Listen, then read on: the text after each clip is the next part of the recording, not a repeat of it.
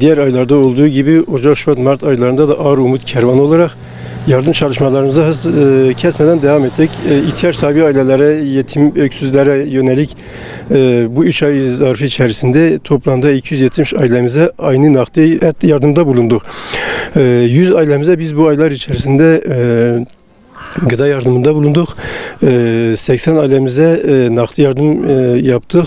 60 ailemize kırmızı et ve 30 ailemize de beyaz et olmak üzere toplamda 270 ailemize biz bu 3 ay içerisinde yardımda bulunduk.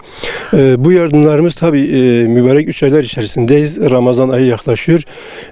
Bunları biz daha da yükseltmeye çalışacağız inşallah. Ramazan'ın gelişiyle daha yoğun çalışmalar içerisine gireceğiz. Daha çok insanlar görüşüp daha çok ihtiyaç sahibi ailelerimizin ihtiyaçlarını gidermeye çalışacağız. Bir hedefimiz var ki diyoruz ki bu ihtiyaç sahibi ailelerimiz Ramazan'a girerken mutfakları boş girmesin. İnşallah buradan da hayır sahipleri insanlara bir çağrıda bulunmak istiyorum. Zekatlarını mutlaka Ramazan'dan önce de versinler. Yani Ramazan'ı beklemesinler. Zekat yılbaşı olarak Ramazan'ı seçmesinler. Çünkü Ramazan ayı dışında da onları bekleyen insanlar var. Onların yollarını gözleyen gözler var, yetimler var, öksüzler var. Dolayısıyla bu mağdur aileler Ramazan ayı dışında daha çok mağdur oluyorlar.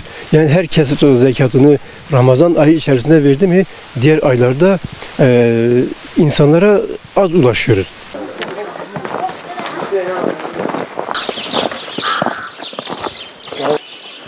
Böyle bir isteği abi. Bilirsin abi. 139.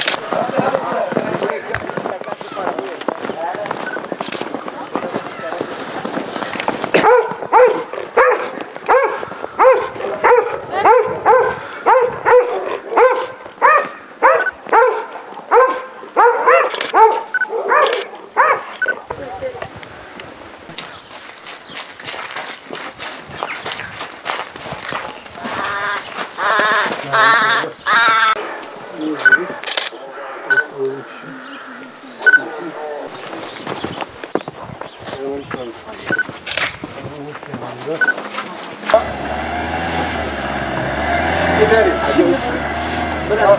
Durun.